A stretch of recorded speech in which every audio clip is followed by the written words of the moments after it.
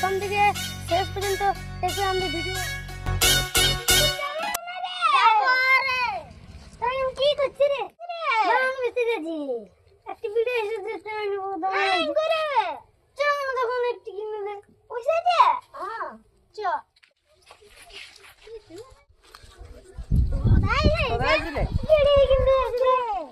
আমরা লাগবে না